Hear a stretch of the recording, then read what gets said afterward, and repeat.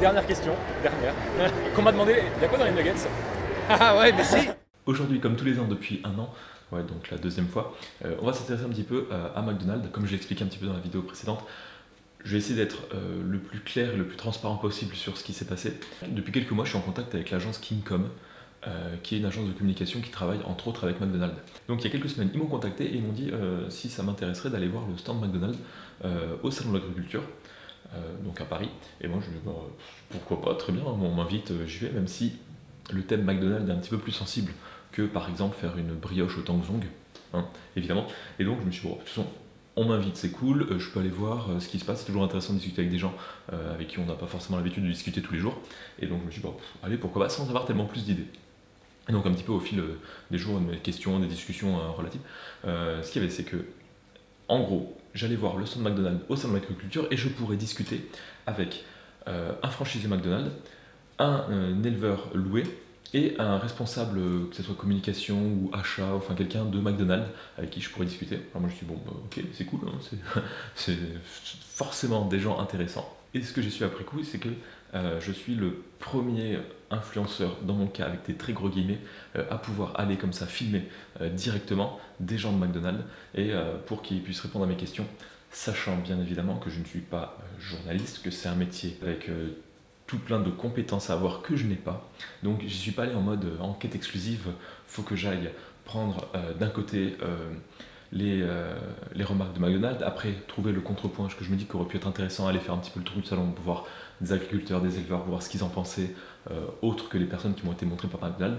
Mais là c'était pas vraiment comme ça que ça s'est fait, c'est peut-être dommage, c'est peut-être autre chose. En étant le premier influenceur comme ça à pouvoir filmer, ça c'est en gros de ce que j'ai pu ressentir, comprendre, et avec ce que j'ai pu écouter, d'ouvrir ses portes et d'ouvrir un petit peu à la communication plus ou moins transparente. Voilà, de laisser quelqu'un filmer. Donc moi j'allais comme tu peux, bon, très bien, je peux poser des questions donc j'y vais, mais je crois que c'est quand même une prise de risque de leur part, sachant que vu le résultat, je pense pas que ça les pénalise particulièrement ou que ce qui a été dit est sensible. Ce qu'il y a, c'est que j'étais tout le temps, quasiment tout le temps accompagné par quelqu'un de McDonald's, un petit peu pour montrer les choses et aussi pour voir s'il n'y avait pas des choses qui étaient, qui auraient pu être dites, qui étaient complètement à ne pas montrer à la caméra, chose qui ne s'est pas produite.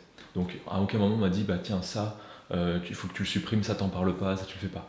Globalement, ce qu'il y avait, le but de la vidéo c'est de montrer McDonald's au salon de l'agriculture. Donc il faut, enfin, en gros on m'a dit bah ce serait bien que la plupart de tes questions soient en lien avec le salon de l'agriculture. Donc j'avais des questions sur, qui auraient été super intéressantes par rapport aux franchisés, un petit peu comment ça marche, point de vue financier, point de vue accord, point de vue ce qu'il a le droit de faire, de ne pas faire dans son magasin, comment il agence son magasin, des choses, enfin son restaurant, des choses comme ça, que j'ai pas forcément pu poser, ou alors très succinctement avant ou après l'interview, donc sans avoir les images.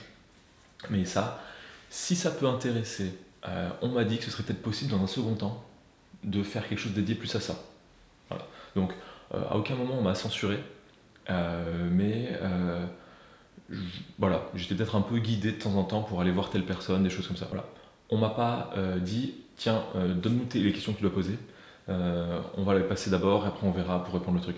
J'ai pas posé des questions, je pense, trop touchy ou trop compliquées. Mais voilà, on m'a dit bon bah, en gros, tu vas voir cette personne, en gros, qu'est-ce que tu vas un peu poser comme question? J'ai dit globalement le truc, mais après dans la conversation, ça allait dans un sens ou dans l'autre, sans que ça soit particulièrement parfaitement cadré. Donc il y avait, voilà, un petit peu, ils prennent un risque, donc ils essaient de voir un petit peu si j'allais pas partir et commencer à vouloir enregistrer des choses qui sont un petit peu en dehors du contexte. En gros, un petit peu comme l'année dernière, je suis allé voir ce qu'ils m'ont montré, ce qu'ils ont à me montrer, ce qu'ils veulent éventuellement me montrer, et j'essaie de retranscrire ça de la façon la plus transparente et la plus brute possible. Donc mes questions sont pas forcément les plus justes, loin de là, mes recherches sont assez limitées. Et ce que j'avais fait, c'est que j'avais demandé sur Instagram s'il y avait des gens qui avaient des questions à leur poser, et j'ai essayé de poser le maximum, mais sachant qu'on avait un temps imparti, c'était quelque chose comme 20-30 minutes à chaque fois maximum, et on peut en dire des choses en 30 minutes, mais aussi ça reste assez court. Voilà. Donc cette vidéo, qui est très très longue, comme vous pouvez le voir, va s'articuler en plusieurs parties. Je dirais 4 parties, grosso modo. 3 parties, les 3 premières, l'interview assez brute de chaque personne, donc du franchisé, de l'éleveur et du responsable McDonald's, un peu tel quel. Et après, à chaque fois, une petite analyse de ce qui a pu se passer, de ce qui a pu être dit en off, de mon ressenti par rapport à tout ça, et après une conclusion qui sera aussi très longue et un peu plus générale. Donc voilà. Donc, pour cette vidéo, ce que vous allez voir par la suite, c'est au Salon de l'Agriculture. C'est la première fois que j'y allais, c'est un truc qui est immense. Il y a 7 grands bâtiments, cette zone où on y a tout ce qu'on peut voir à la télé là-dessus, donc tout ce qui est élevage, tout ce qui est animaux d'un côté, de l'autre côté plus tout ce qui est agriculture, tout ce qui est technique. Après il y a un parti pour les professionnels, il y a tout plein de choses. Il y a des régions du monde, et donc là vous pouvez voir que c'est immense. Et moi j'étais, donc le stand McDonald's c'est dans le hangar 1, enfin pas dans le hangar, dans la zone 1. Sachant que c'est ce salon de l'agriculture, il y a quelques personnes qui y vont, c'était assez bruyant.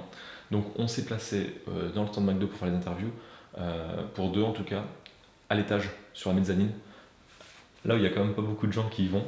Et donc là c'est sympa, et j'en reparlerai à la fin parce qu'il y a des choses très intéressantes à dire. Pour donner un aperçu, en gros, il y a ce que le public voit, évidemment, et tout ce qui est côté entreprise, ce qui était décision, rencontre.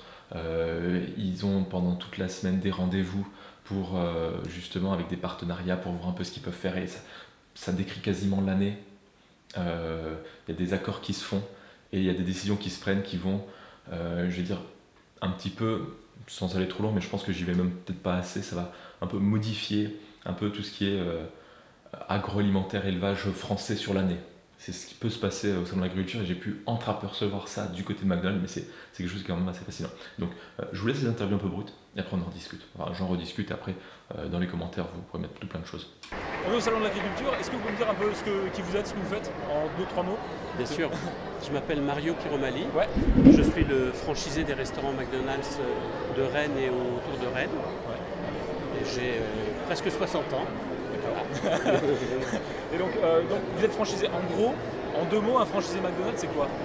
Un franchisé McDonald's c'est comme pratiquement un commerçant indépendant. C'est-à-dire que la différence avec un commerçant indépendant, c'est que je n'ai pas inventé mon commerce. J'utilise le concept de McDo, je paye pour ça, je paye une redevance, des royalties, mais pour le reste, je suis complètement indépendant. C'est mon affaire, ce sont mes salariés, ce sont mes résultats ou mes pertes. En gros, vous n'avez pas acheté votre restaurant comme ça sur un coup de tête parce que vous avez dit McDo c'est cool? Non, ça, en ce qui me concerne, ça a été très très long en fait. Parce qu'il se trouve que moi je suis rentré chez McDo en 1979. Ça fait exactement 40 ans, j'étais salarié de McDo, j'étais équipier, puis manager, puis directeur. Et très vite, j'ai voulu devenir franchisé. Mais le problème que j'avais, c'est que j'avais ni l'âge, ni l'argent pour le faire. Donc j'ai demandé plein de fois à McDo pour devenir franchisé. Ouais. Et on m'a souvent refusé, longtemps refusé, pour des raisons d'âge, parce que j'avais pas l'âge, puis j'avais pas le profil à l'époque, et j'avais pas l'argent surtout.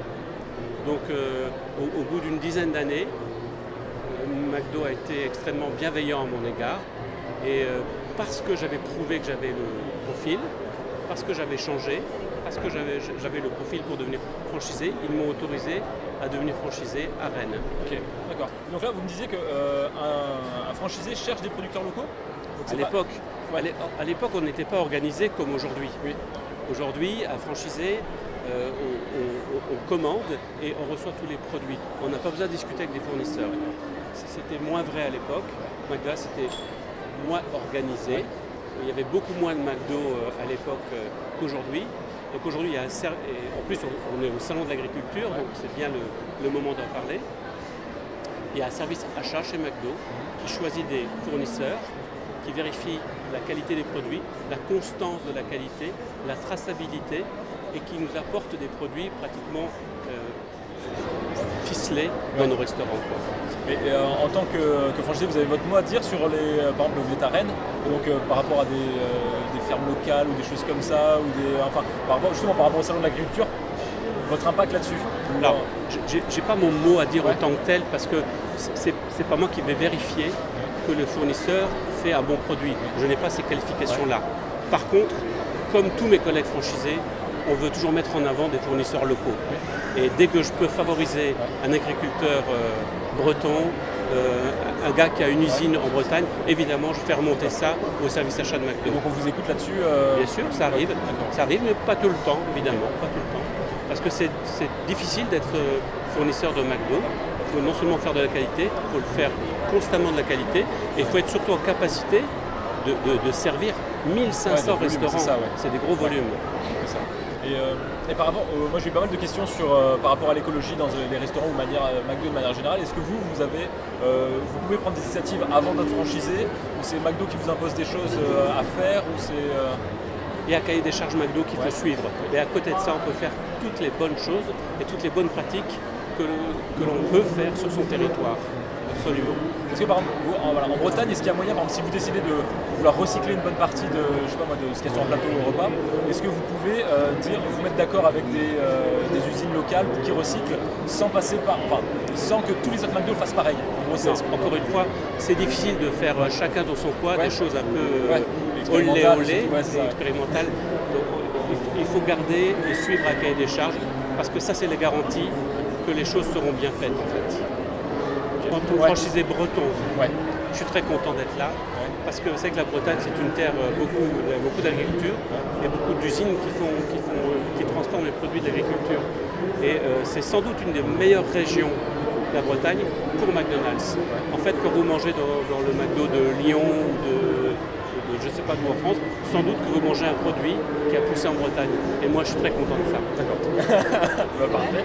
Donc par rapport à ce premier échange, qui est un peu court, parce que un franchisé par rapport au salon de l'agriculture, il y aurait sûrement plein de choses à dire, mais il n'y avait pas des questions particulières qui me venaient à l'esprit, du genre par rapport au bien-être animal, c'est pas forcément lui qui gère, par rapport à la pollution, c'est un petit peu plus au niveau un peu plus haut qu'on gère ces questions. Donc en tout cas, chaque personne, on ne voit pas à la fin merci, au revoir, même si j'ai été quand même poli, je pense. En tout cas, les interviews sont très bien passées, mais après, évidemment, quand j'avais un peu ce qui me suffisait, je coupais la caméra et après, on discutait encore un petit peu des choses, un peu tout, n'importe quoi. Comme je disais juste avant, il y aurait pas mal de choses à dire du point de vue franchisé.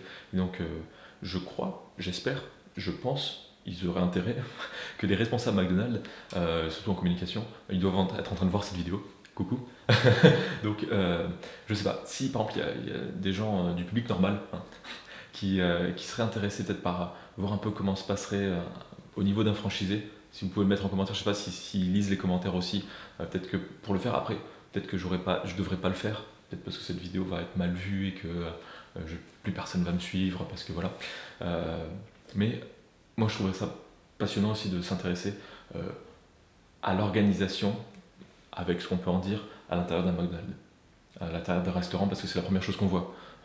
En tant que client, c'est le restaurant, on ne voit pas forcément l'usine qui est derrière, des choses comme ça, et voir un petit peu juste derrière la cuisine un petit peu ce qu'on peut faire, ce qu'on ne peut pas faire, tout ça. Prochaine personne, on va côté louer, donc les producteurs de volailles et d'œufs aussi, et qui montrent au public un petit peu, il y a quelques poules, il y a quelques poussins qui sont en train d'éclore devant le public, donc c'est assez sympa à voir. Il y a tout plein d'enfants qui voient des poussins, c'est toujours mignon, un petit poussin qui sort de son œuf. Hein, voilà. Et donc voilà, on a un petit peu discuté de ça. Encore une fois, c'est des gens qui sont assez pressés, demandés, et je ne suis pas forcément la personne la plus importante, donc on avait du temps, j'aurais pu passer des heures en plus à discuter, mais voilà, un petit peu de discussion sans forcément aller trop dans le détail. En re-regardant un petit peu la vidéo, je me suis dit, j'aurais pu demander sur les conditions précises d'élevage des poulets, des choses comme ça. Voilà. Donc le petit poussin que j'ai dans la main, là ici, est un poussin qui a cassé sa coquille il y a 4 heures.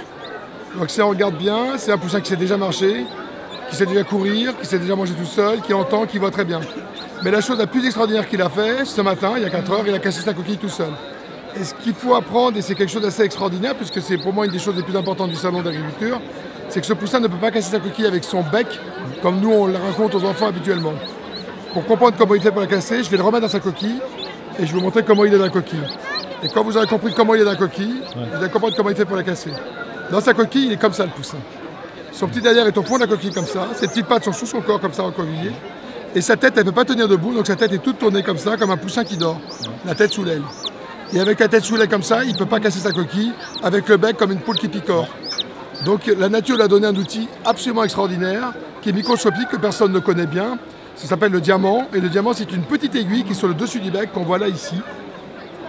Et comme il ne peut pas casser sa coquille, qu'on voit ici, comme il ne peut pas casser sa coquille avec le bec, alors il va casser sa coquille en donnant des coups de diamant comme ça. Donc, il va faire un premier trou. Et il va découper sa coquille comme on ouvre une boîte de conserve. Donc il va tourner dans sa coquille, ça va mettre 12 heures pour le faire. Ah oui. Et quand il a fini, il pousse, il sort. Le diamant, ça sert à rien, après ça tombe par terre. Mais il faut quand même avoir quelque chose de très dur pour casser sa coquille. Surtout qu'il a aucun recul. Il a exactement aucun recul. Sinon, il s'est tapé d'un centimètre. Exactement, c'est même pas. Oui, c'est ça. Pour nous, ce serait peut-être un centimètre. Oui, voilà. Voilà, exactement. Bonne observation. C'est assez extraordinaire quand même. Voilà, la poule que j'ai dans la main, là, donc, est une petite poule de louée, donc, qui était encore vendredi dernier dans un élevage de M. Navo à Loué même. Et puis elle est arrivée ici à Paris. C'est les seuls animaux élevés en liberté au salon, puisqu'on ne les enferme pas le soir. Elles sont mortes, on voit les vaches, les cochons, les moutons. Dans le salon, Elles se promènent, elles ont inventé Tom Tom. Donc elles ont inventé Tom Tom, puisque finalement quand elles partent à l'autre bout là-bas à la salle de traite, quand elles rentrent, elles ont dans la tête tourner à gauche, tourner à droite. Il n'y a pas la voix, elles ont leur voix toutes seules. Et elles arrivent et elles reviennent ici, il n'en manque jamais, jamais. D'ailleurs tu me rappelleras que Delphine doit prendre 2 poules, elles sont réservées pour elle. Hein, donc, en fait, avec McDo, on se connaît depuis une dizaine d'années, au moins 10 ans. Et on se dit depuis des années qu'on va faire quelque chose ensemble. Donc on a regardé ce qu'on pouvait faire ensemble dans les différents domaines. Et ça a commencé avec les œufs. Ça a commencé il y a... Le temps passe 3 ans, 4 ans 4 ans. Ouais, le temps passe vite. Bientôt 4 ans avec eux, avec des œufs. Pour le McBreakfast, qui est un sandwich, on va dire, relativement anecdotique, puisqu'il était servi dans les restaurants qui servent le McBreakfast le matin. C'est-à-dire pas tous les restaurants. Et on a travaillé dès le départ parce qu'ils ont toujours un temps d'avance sur les autres. Donc en fait, là où le débat se faisait pour savoir si c'était bien ou pas bien d'élever des poules en cage, ou c'était bien pas bien d'élever des poules au sol, tout de suite on dit bah non, c'est pas ça qu'on veut, on va passer directement en poule plein air, des poules qui vont courir dehors. Ils sont tournés vers nous parce qu'on avait quand même plutôt inventé le système. Dans les années 80, on était les premiers à le faire. Et aussi l'échelle. Et puis on a mis le producteur, donc ça permet d'accompagner bien la démarche. Donc on cesse parler et anticiper. Et on a commencé à travailler ce projet-là. Et les œufs sont arrivés, et là c'est vrai que maintenant ça change de dimension, avec une double volonté qui est assez intéressante, moi qui me plaît beaucoup parce que je pense que c'est ça qui va faire la réussite. La volonté que ce sandwich existe toute la journée, donc ce qui n'était pas le cas dans tous les restaurants. Et surtout, une autre volonté qui me plaît beaucoup, c'est que désormais, probablement dans les restaurateurs en France, ça va faire partie des rares restaurateurs qui casseront des œufs, puisqu'ils cassent des œufs eux-mêmes et ils cuisent eux-mêmes. C'est un truc de dingue ça. Ils vont prendre un œuf brut, qu'ils vont casser et ils vont le cuire sur place. Ça paraît évident dans chacun chez soi, dans sa cuisine, oui, de faire ça. Bien sûr. D'un point de vue sanitaire, c'est hyper sale. Il faut faire. C'est pas que c'est hyper sale, il y a toujours un petit risque. Oui. En tout cas, ils ont pris les précautions pour le faire, ils vont le faire très bien et le système de cuisson qu'ils ont est génial. Parce qu'il y a une petite cuisson à la vapeur. Moi, je ne suis pas capable de cuire des œufs comme ils les cuisent eux. Leur appareil est absolument génial. Alors, je ne sais pas s'ils vous le montreront à un moment ou à un autre, mais c'est génial. Et donc, je pense que ça va réussir parce qu'aujourd'hui, la consommation de volaille monte tout le temps dans le domaine des sandwichs. La consommation de viande existe aussi, évidemment. Mais la poule, tout le temps, elle veut s'en aller. C'est pas gentil, pourquoi tu es énervé comme ça? Et donc, en fait, en l'occurrence, voilà, donc on a fait le projet qu'on a avec eux, c'est un projet qui est construit sur la durée. Et c'est ce qui est très agréable, c'est que nous, on se positionne, on dit à nos éleveurs, il y a 3 ans, on va faire un peu d'œufs avec McDonald's, c'est une bonne nouvelle. On leur dit maintenant, on accélère. Donc, c'est toujours avec McDonald's et de toute façon, ils ne sont pas tournés ailleurs, on continue à travailler avec eux. Et à un moment donné, on a fait autre chose avec eux. Il y avait les œufs, et après on a fait les ailes. Donc c'était assez logique quand on a fait les œufs de faire les ailes. C'était aussi le jeu de mots, les œufs et les ailes. Donc voilà. On produit les ailes, le label rouge pour McDo, on ne fait pas le reste du poulet. C'est pas grave du tout, donc, et on fait les œufs, donc 100% des œufs. Et les œufs sont label rouge? Alors, les œufs sont pas encore label rouge, mais c'est en cours de faisation. On peut en parler comme ça, oui. Bien sûr, là, ça a été annoncé, donc en 2020 ça bascule. D'accord, ouais. Donc ça va être génial. Non, ça ne sera pas que label rouge, hein. Ça sera label rouge, IGP et fermier. Il n'y a pas mieux dans les œufs. Il manque bio, non? Alors bio, ouais peut-être, mais ça ne mènera pas grand-chose de plus en plus. Sûr, oui, par rapport à là où on en est, ça ne mènera pas grand-chose de plus. Des œufs fermiers, des œufs bio industriels, parce qu'il y a des œufs bio de bâtiments de 20 000 poules, ça c'est pas terrible. Les œufs fermiers, c'est presque mieux que bio. C'est quoi l'avantage de bosser avec McDo par rapport à autre chose? Par rapport à l'échelle Non, l'avantage de bosser avec McDo, c'est qu'ils ont un projet. Ils ont une ligne, ils ont un point lointain, ils l'observent, ils le disent. Ou ne le disent pas à 100%, mais ils savent où est-ce qu'ils veulent aller, mais pas à 3 mois, à 6 mois, pas sur un coup de pub, mais à 3 ans, 5 ans, 10 ans, et ils inscrivent le point en disant on va aller là, et ils y vont. Et donc, vous m'avez dit, il y a 1000 fermes, 1000 exploitations pour le louer, c'est ça? Oui, si on avait, oui, c'est une très bonne question. Si on n'avait pas des œufs fermiers, il n'y a pas 1000 éleveurs. il y aurait 7 éleveurs, 6 ou 7 éleveurs. ça, ouais. Donc, parce qu'ils auraient des grandes installations. Comme on partage la production avec beaucoup d'éleveurs, donc parfaitement, il y a beaucoup d'éleveurs, donc pas trop de poules pour chacun des éleveurs. Des grands parcours, c'est entre 3 et 6 000 poules, ce qui va paraître peut-être beaucoup par éleveur, mais un bâtiment industriel en Bretagne, c'est 200 000 poules. D'accord, ok. Voilà. 200 000 poules, deux personnes qui travaillent. 3 000 poules, 6 000 poules, une personne qui travaille. Les éleveurs qui travaillent à louer ont des contrats sur lesquels on s'engage à régler la production, toute la production au bon prix, et on ne met en place dans les élevages. Mettre en place, ça veut dire on élève des animaux que si on est sûr d'avoir un débouché.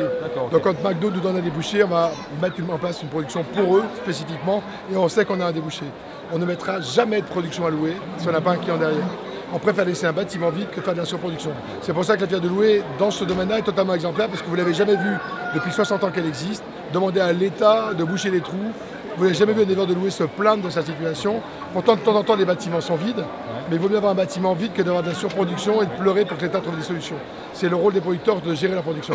D'accord. Et ils sont dans toute la France ou il y a des régions particulières qui produisent plus Louer, c'est un village. Oui. C'est un village dans la Sarthe, merci. Dans la Sarthe à côté de la Mayenne. Et donc c'est juste autour de ce village qu'on leur va produire. Louer, c'est une indication géographique protégée. Okay, IGP. Okay. Donc c'est par le fait peuple, c'est un territoire très limité qui correspond à. On est à peu près en moyenne à 23 km en moyenne autour du village de Loué pour tous les éleveurs. Pas tous les éleveurs, mais le kilométrage moyen. Certains sont à 50 ou 60, mais les plus près sont à 1 km. La question n'était pas très maligne, mais la réponse était non, très bonne question. Très bonne question. C'est justement la preuve que Loué passe trop pour une marque, alors que c'est plus qu'une marque, Loué. C'est une indication géographique protégée, c'est un village, c'est pas un truc inventé. Voilà, mais ça serait pas une grosse concentration de poulets juste autour d'un petit village? Bah non, parce que y a les 1000 éleveurs sont sur 2 départements et 2 départements c'est grand. Ok, non, mais oui. Et j'imagine qu'une poule ça fait moins de déchets qu'une vache. Bah il n'y a rien comme déchets parce qu'elles ont. Il y a 9, pour élever les volailles de Loué, poules et poulets, il y a 9 000 hectares de prairies. Au total 9 000 hectares de prairies. Et par exemple, les déchets, vous en faites quelque chose ou pas? Les déchets, ça n'existe pas. Non, mais là... Je vais vous expliquer l'économie circulaire. Il n'y a pas de déchets. À Loué, les éleveurs, ils élèvent des poulets, mais ils cultivent des céréales. Ils cultivent du blé et du maïs. Le blé, quand il est cultivé, ils le portent au moulin chez nous, qui sont à Loué même, où il est broyé, mélangé, donc on des différents blés, différentes qualités de céréales, de maïs, etc. et donné en alimentation. Mais le blé, ça ne sert pas qu'à ça. Il sert aussi à faire la paille, pour la litière, pour le sol. Et la litière, quand les poulets s'en vont, quand les poules s'en vont, la litière, elle est riche en fumier, en déjection. C'est un super fumier qu'on va remettre dans les champs pour cultiver les céréales. Donc on n'a pas besoin de mettre d'engrais chimiques, puisqu'on a nos fumiers. On n'a pas besoin d'acheter des litières, parce qu'il y a la paille. Et puis le blé est utilisé par les volailles pour... C'est vraiment l'économie circulaire. Donc quasiment toute l'alimentation, c'est elle est produite, toute la partie céréalière est produite par les éleveurs. Donc tout là, c'est produit par les éleveurs, y compris le colza et le petit. Et le soja aussi Le soja, une petite partie du soja est produite dans le département, puisqu'on commence à avoir du soja en France. Et à Loué, entre autres, on commence à en faire. Mais le reste, il ne vient pas de France? Le reste du soja, non, vient pas de France. Donc une partie vient de France, en dehors de Loué, mais une partie vient d'étrangers aussi. Mais il y en a très peu, hein, c'est moins de 5% de l'alimentation. Oui, ok. Voilà. Oui, moi c'est très bien, mais après je pourrais passer 2 heures, mais s'il faut... Donc il y aurait cette vision à moyen long terme d'avoir des conditions d'élevage en termes de volailles qui soient pas les meilleures, peut-être les moins pires à l'heure actuelle à cette échelle. Voilà. Est-ce qu'il y a moyen de faire mieux? Je pense que clairement oui, comme dans n'importe quel domaine. Voilà. Donc on en reparlera peut-être après. Dernière personne, et peut-être la plus intéressante par rapport aux questions qu'on se pose au retour de McDo, donc c'est donc le responsable achat à McDonald's. Une personne, je pense, assez importante dont les décisions peuvent influer pas mal de choses. Voilà. Donc, je suis Rémi Roca, directeur des achats de McDonald's. Okay. Donc en gros, c'est vous qui choisissez ce que vous allez acheter, tel truc, tel produit, tel type de produit, quelle quantité? Les produits, voilà, les produits alimentaires, les emballages, pour tout McDo France. D'accord, on a quand même quelqu'un d'important. Voilà, ou pas, mais... mais vous avez des contraintes qui viennent de plus haut. C'est quoi? En gros, on vous dit, vous devez, je sais pas, débrouillez-vous pour que tout marche, ou c'est... En gros, c'est ça, mais avec un cahier des charges sécurité alimentaire notamment, parce que bon, chez McDo, il y a 2-3 trucs sur lesquels on fait attention, dont la sécurité alimentaire. Donc on doit aller s'approvisionner chez les fournisseurs où on a vérifié qu'ils répondaient au cahier des charges McDo, à qui on va envoyer un auditeur, etc. Et puis après, on va pouvoir sourcer auprès de ce fournisseur. Mais globalement, on ne change pas beaucoup de fournisseurs puisqu'on a les mêmes qui sont là sur le. Je crois que vous en avez interviewé quelques-uns. Donc on travaille avec eux depuis 20 ou 30 ans et donc on a peu de changements de fournisseurs. Par exemple, j'ai eu pas mal de questions parce que j'avais posé sur Instagram avant pour savoir ce que les gens voulaient justement savoir. Ouais.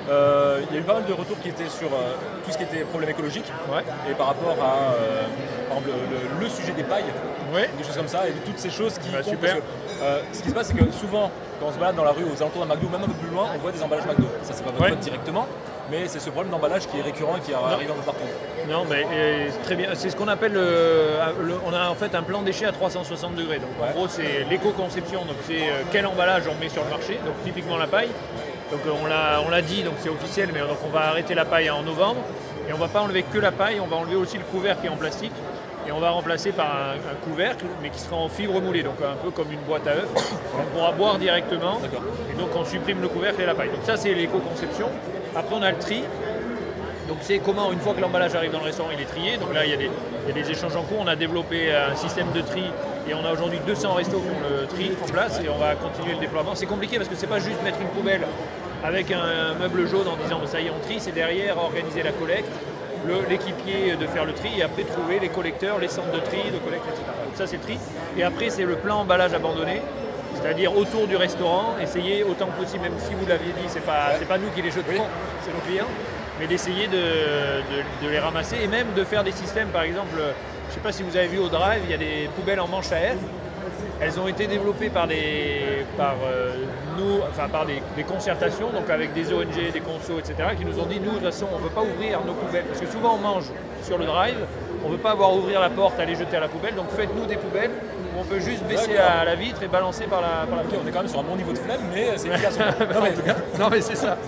Et après on développe une fois, si malgré ça il en reste, on développe ce qu'on appelle des éco-patrouilleurs, donc les franchisés vont demander à des équipiers de faire un tour après le rush, d'aller à ce qu'on appelle le rush, donc après les repas du midi et du soir, d'aller nettoyer les environs. Voilà. Après c'est pas infaillible, mais en tout cas on essaye de s'y coller. Donc mais le tri il n'est pas encore en place il est en place que dans 20% des restaurants, et exactement, c'est en cours de déploiement. Okay. Et donc vous avez décidé à quelle écéchéance c'est 5 ans, c'est 2 ans, c'est 10 ans? C'est plusieurs années, mais je ne peux pas encore vous dire. On est en train de construire la feuille de route justement. Okay.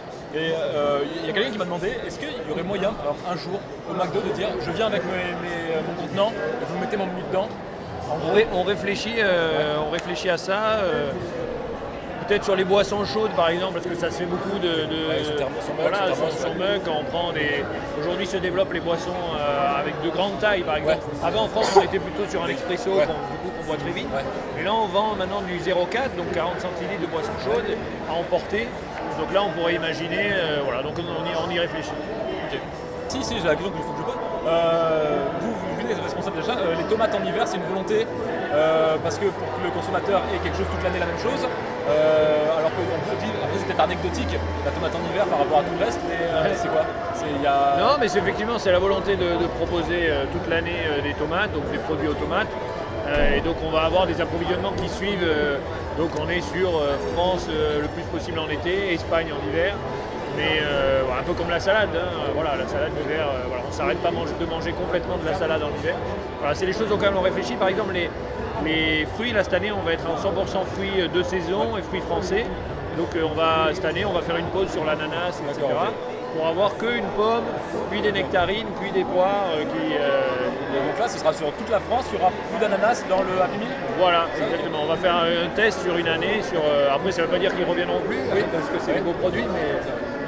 Et donc pareil pour tout ce qui est... et l'autre remarque, après le côté écologique, même si on pourra en parler suffisamment longtemps, c'est beaucoup de gens, même si ce n'est pas forcément représentatif des Français, parce que c'est ma communauté qui m'a suivi, quand est-ce que le VG revient? Il y en a plein qui m'ont dit, que ce soit végétarien ou même potentiellement végétalien, il y en a qui seraient intéressés pour avoir une option. Alors, mais c'est pas un scoop, mais quand même c'est une grande nouvelle, puisque le 19 mars, on lance un Leg McMuffin toute la journée dans tous les restaurants. Et donc c'est un produit qui est avec de l'œuf et du fromage, mais donc on est sur un produit végétarien et qui va être lancé. Et là, il sera permanent toute l'année et aussi dans le menu enfant. Donc il y aura une option végétarienne sera du coup voilà, toute l'année, ça c'est la grande nouvelle. Après le veggie en lui-même avec sa galette de légumes, on va probablement le relancer cet été, etc. Pour être très concret, c'est juste qu'on a des problématiques très belles de capacité de production en resto, qui fait que quand on met une galette de veggie, il faut enlever un autre produit, et du coup voilà, on ne peut pas juste le rajouter comme ça en plus du reste, il faut faire des choix. Et aujourd'hui, il n'est pas là encore toute l'année. En gros, c'était rentable le VG? Le veggie, ça a bien marché? C'est pas une question de... Oui, non, ça a bien marché. En plus, ça a fait venir des gens qui venaient pas forcément chez McDo. Donc je pense... Après, voilà, aujourd'hui, il n'y a pas forcément... on va dire, il n'y a pas le besoin en face pour se dire on fait ça toute l'année, 12 mois sur 12. Mais encore une fois, l'œuf, pour ça, va être une belle alternative. Parce que lui, c'est un produit qui est un peu plus sur une niche, qui pose moins de problématiques opérationnelles et qui va pouvoir être lancé toute l'année. Et donc j'ai eu un commentaire ce matin de quelqu'un qui a bossé à McDo qui m'a dit que les œufs étaient produits ou en cours de production complètement française, mais qu'ils étaient pasteurisés en Allemagne. Alors non, ils sont pasteurisés. Alors jusqu'à maintenant, on avait quelques restaurants, une centaine qui faisaient ce pilote depuis 18 mois. Et pour ça, effectivement, on était sur un... En fait, c'est une technologie qui va être la première fois que ça va être fait en France. Donc c'est une pasteurisation des œufs qui aujourd'hui du coup est faite en Allemagne parce que la technologie est la seule qui existe en Europe et en Allemagne. Et là, c'est un fournisseur PEP qui travaille avec nous et qui est la coopérative de Dossi et qui va créer ça. Donc un autre système, donc ça va être une première quasi mondiale. Et donc ils ont commencé les productions avant-hier. Là aussi on n'est pas loin du scoop. Voilà. Donc du coup on sera bien sur des œufs faits avec nos partenaires, notamment de Loué, pasteurisés en Sologne chez PEP, et puis envoyés dans nos restaurants pour le 19 mars. D'accord, ok. Et donc ça c'est que pour le McMuffin que ces œufs subissent ce process. Exactement. Les autres c'est des œufs qui sont en fait, préparés. Non, les autres on n'en a pas d'autres en fait. Par exemple les sauces ou les... Ah oui, ça c'est envoyé chez nos fournisseurs. Oui, et là ils vont avoir utilisé des œufs classiques en produits. Ils cassent pas des œufs en usine, donc c'est des œufs qui arrivent pasteurisés aussi. Et là prêt à l'emploi. Tout ce côté McDonald's, ça crée des passions et des rumeurs, des choses comme ça. J'imagine que c'est le premier poste de réponse. Il y en a qui me dit qu'on mettait des antibiotiques dans les produits volontairement. Mais non, mais en plus je vais y répondre parce qu'on est plutôt bon là-dessus, même très bon. En fait, les antibiotiques utilisés comme outil de croissance, c'est interdit en Europe depuis 2002. Donc, de toute façon, en Europe, ça n'existe pas. Nos approvisionnements de mission européens. Et on l'a fait, nous, bien avant la réglementation, puisque on l'avait lancé ça avant 2002. Et aujourd'hui, au contraire, alors après, ça devient technique. Et on a arrêté un certain nombre d'antibiotiques. On a suivi les recommandations de l'OMS pour arrêter les antibiotiques bien avant que la réglementation le demande. Est-ce qu'il y a un objectif, une visée de faire plus de bio, des choses comme ça? Oui, et on a annoncé ça cette semaine aussi. C'est sorti dans les échos hier. On va lancer les frappés au lait bio au mois de novembre. Donc c'est le premier produit bio de la gamme adulte. Aujourd'hui, il y a 2 produits bio, un yaourt et un jus dans le menu enfant. Et là, c'est le premier produit bio de la gamme adulte qui sera lancé en novembre et qui sera donc nos milkshakes. C'est le produit ou c'est juste le lait qui est bio? C'est le lait qui est bio. D'accord, okay. C'est les frappés au lait bio. Après, c'est compliqué, c'est un process, mais on n'arrivait pas à avoir l'ensemble des ingrédients bio. C'est constitué à 80-90% de lait bio. Et donc, on a un partenariat avec Biolait, qui est une coopérative française, pour développer ces frappés au lait bio. Et peut-être dernier point en tout cas de ce que je peux penser pour l'instant, par rapport au gaspillage alimentaire, c'est le point qui revient souvent quand on parle McDo.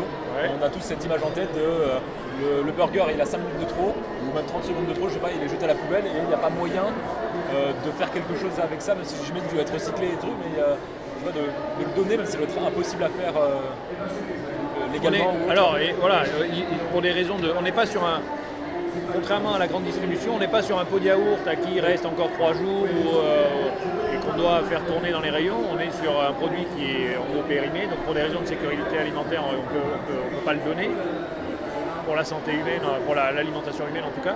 Et en revanche, ce qui est important de dire, c'est les taux de perte, c'est-à-dire que le gaspillage chez McDo, on est sur des chiffres autour de moins de 1%. Donc c'est par rapport à, vous savez, les chiffres qui circulent dans une chaîne alimentaire, 30% de l'alimentation est perdue entre le champ et la maison, en gros, enfin à la fin de la maison, parce qu'on n'en perd aucune. Le gaspillage, c'est aussi beaucoup à la maison. Donc chez McDo, on est sur des chiffres extrêmement forts. Dans l'agriculture, on imagine des petits producteurs qui viennent avec leurs 3 vaches, c'est l'image qu'on peut en avoir. Et à l'opposé, on voit McDo avec ses rouleaux compresseurs, un peu de l'industrie agroalimentaire, c'est l'image qu'on a et ça fait Il y en a qui pourraient se dire, ça fait un peu tâche au salon de l'agriculture d'avoir McDo. Bah, c'est pas une question, mais voilà. C'est intéressant, mais ça fait 19 ans qu'on est au salon de l'agriculture. On était les premiers, la première entreprise en fait à être là, les premiers, et on est les seuls à être restés depuis 19 ans. Et en fait, on a été invité par la filière bovine pendant la première crise de la vache folle, parce qu'on était l'endroit où la viande de bœuf et la consommation n'avait pas baissé, parce que les Français avaient confiance dans la traçabilité de McDo et la sécurité alimentaire. Voilà. L'histoire elle est partie de là.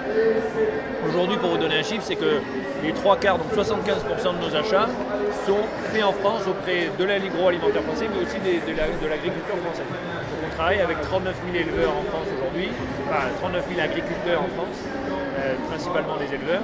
Et on va chercher notre blé en France, le poulet, les nuggets sont français, les frites sont 100% françaises, le blé est français. Donc voilà, on est un gros contributeur de l'agriculture et de toutes les agricultures. Vous prenez le blé de nos petits pains, c'est du courteau, du galibier qui sont cultivés dans la Beauce ou dans le Gers. Donc on n'est pas forcément dans l'immense agriculture. Voilà, c'est de l'agriculture traditionnelle. Quand on fait français, il n'y a pas de ferme à perte de vue comme on peut voir aux États-Unis. Donc non, mais en nombre d'animaux, vous voyez les nombres d'animaux de vaches moyennes par élevage de charolaise par exemple, on est sur des quelques dizaines. Mais pas du tout sur des milliers. Voilà, la même chose dans le blé, quand vous êtes dans les agriculteurs céréaliers du Val de Gascogne, c'est dans le Gers, c'est des petites exploitations qui font du blé, qui font aussi d'autres cultures, donc on est sur des modèles très diversifiés. Dernière question, qu'on m'a demandé, il y a quoi dans les nuggets? Ah ouais, mais si, mais c'est bien celle-là. Mais voilà, posons-la cette question. Donc dans nos nuggets, c'est 100% de filet de poulet breton. Et ça, c'est hyper important. C'est le filet, donc c'est pas la peau, les coussins, c'est pas voilà, exactement. Donc c'est très bien qu'on soit là. On va tuer les légendes urbaines et les fake news. Donc on a ces 200 éleveurs en Bretagne qui font du poulet. Ce poulet, on prend les filets et on en fait à Orléans, on les transforme, on les hache, on les marine et après on les enrobe de panure, de maïs. Voilà, on appelle ça, c'est une panure un peu spéciale, une pâte à beignet, et avec de la farine de maïs et de blé. Voilà, nos nuggets sont 100% bretons. Ok, bah, très bien, bah, merci beaucoup. Merci, avec plaisir. Ça va criser là. Ça dépasse. C'est ça. Donc par rapport à ces discussions, encore une fois, je ne suis pas Élise Lucet, j'en ai clairement pas l'envergure, et j'ai essayé de poser le maximum de questions qu'on pouvait avoir. Après, j'aurais pu aller un petit peu plus loin sur beaucoup de choses, les relances, les choses comme ça. Voilà, je suis pas journaliste. On m'a montré certaines choses. J'essaie d'ingurgiter des informations, de poser des questions, d'essayer de voir un petit peu les trucs. Mais voilà, je suis pas allé, j'avais pas fait énormément de recherches pour savoir si dans tel burger, il y avait tel truc qui pouvait venir d'ailleurs, des choses comme ça. Ce qui était en plus par rapport à cette conversation, c'est que en discutant, McDonald's c'est un monstre, que ce soit en France ou dans le monde, et les décisions qu'il peut prendre vont impacter énormément de choses. Si un jour il décide de limiter, d'arrêter les emballages, ou de changer, par exemple de plus mettre que des produits de saison, ou de faire des choses qui soient beaucoup plus... ça pourrait influencer énormément d'autres domaines agroalimentaires, que ce soit français ou mondial, et donc ils ont cette responsabilité, qu'ils le veuillent ou non, mais ils l'ont. Donc en discutant avec eux, ils sont conscients, en tout cas de ce qu'ils m'ont dit, de pas la pression, mais la responsabilité qu'ils ont face aux consommateurs et voilà, pour essayer de prendre des bonnes décisions, sachant que ces bonnes décisions, elles sont forcément, c'est évident que ces décisions sont choisies, elles sont prises par un souci économique. C'est pas juste pour comment ça s'appelle, pour être bon samaritain et parce que c'est bien, on le fait. Non, c'est aussi parce que globalement, il y aurait des envies sociales d'avoir des choses plus écolo, et donc ils vont le faire petit à petit, parce qu'il y a quand même 1500 restaurants, il y a une envergure énorme. Ils pourraient faire plus, peut-être, peut-être pas forcément si rapidement, mais il y a des actions qui sont prises. Voilà, et je pense que par rapport à toutes ces interviews, tout ce qu'on m'a dit est vrai. C'est la conviction que j'ai, cette vérité et ce qu'on a voulu me montrer. Et si j'avais peut-être cherché un peu plus, ou s'il y a sûrement des points qui sont moins jolis, par exemple là, on m'a amené au salon de l'agriculture parce qu'ils sont en train de faire des actions, que ce soit pour les œufs qui sont pasteurisés en France et qui seront cassés en magasin, mais ce ne seront pas des œufs frais puisqu'ils ont été pasteurisés, donc des œufs fraîchement cassés. Donc si vous voyez la notation fraîchement cassés, c'est parce qu'ils ont été pasteurisés avant, c'est pas juste des œufs frais, mais ils sont cassés en magasin, ce qui est nouveau, enfin en restaurant, ce qui est nouveau. Et là j'ai perdu mon train de pensée. Voilà. Et donc vu qu'on m'a amené au salon de l'agriculture, on a parlé des œufs qui sont nouveaux, c'est un peu les nouveautés, qu'il y a comment ça s'appelle, il y aura du lait bio dans le menu adulte, il y aura des fruits de saison dans les trucs pour enfants. En gros, ça arrive au bon moment, je pense, pour que un peu communiquer là-dessus par des médias un peu non conventionnels. Je pense dont je peux éventuellement faire partie à très petite échelle. Donc voilà. Est-ce que c'est ça? Peut-être, c'est possible. Que ça soit le bon moment pour faire cette vidéo où en gros je vais pas poser des questions trop compliquées, mais tout ça, ces points, ces 2, 3, 4, ces plusieurs points sont des points qui sont, je pense, vrais, qui se font. On pourrait regarder cette vidéo de plusieurs façons. On pourrait regarder cette vidéo en me disant, en ayant à l'esprit tout ce qu'ils me disent, c'est essayer de m'entourlouper, ou regarder cette vidéo, je pense peut-être pour une minorité, en disant waouh, tout ce qu'ils font c'est génial. Je pense qu'il faudrait se mettre un petit peu le curseur entre les deux. À un moment, point de vue bien-être animal, et c'est 2-3 questions que j'ai pas pu vraiment poser directement, de ce qui m'a été dit, sans que j'ai eu le temps de tellement plus creuser. Ils ont essayé de mettre, ou ils ont mis en place avec leurs producteurs, des critères pour mesurer, chose qui ne se faisait pas forcément avant, le bien-être animal, pour avoir des choses un peu plus cadrées.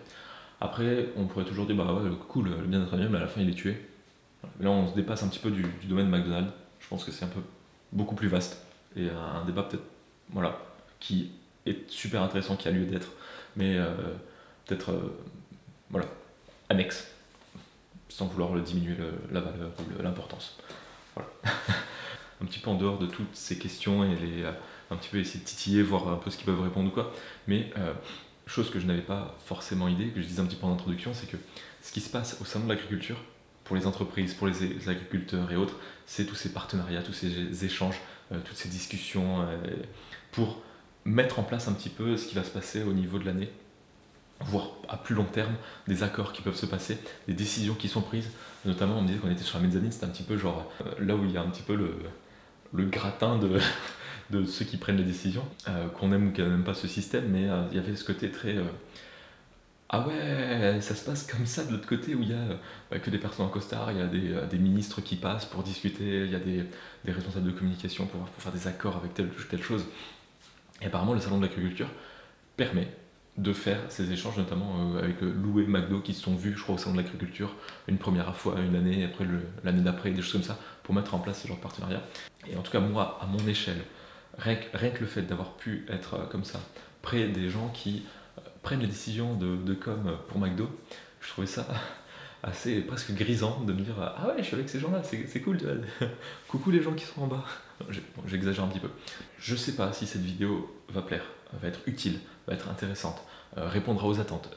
Clairement, c'est pas une vidéo où ça va être le buzz en disant il va voir ce qui se passe dans les coulisses de McDonald's, toutes vos questions auront des réponses. Non, c'est pas, voilà, ça sera pas du buzz, c'est juste un tout petit aperçu. Si je suis à l'avenir peut-être amené à faire d'autres comme ça, visites, rencontres, pourquoi pas, mais je veux en tout cas à chaque fois essayer d'être le plus objectif possible, et j'espère que cette vidéo elle aura été regardée avec un minimum, au mieux un maximum de recul, et d'essayer à chaque fois de voir quel est le but, pourquoi il me dirait ça, pourquoi il me dirait pas ça, essayer de dire ah bah pourquoi pas, ça peut être bien, mais bon, à côté, il y a ça qui est plus ou moins passé sous silence ou des choses comme ça, voilà.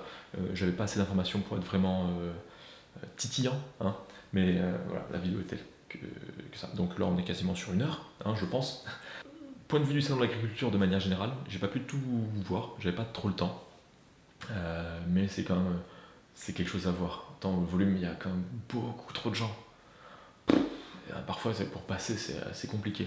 Pour peu qu'il y ait un politique qui vienne se montrer un petit peu au salon, qui viennent voir les agriculteurs et un petit peu tout ça,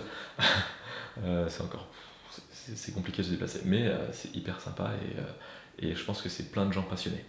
Vraiment, on ne peut pas y aller comme ça si on n'est pas passionné. En tout cas pour les éleveurs et tout ça. Pour les entreprises, oui, elles sont passionnées aussi, hein, mais voilà. Donc, merci beaucoup d'avoir regardé cette vidéo très longue.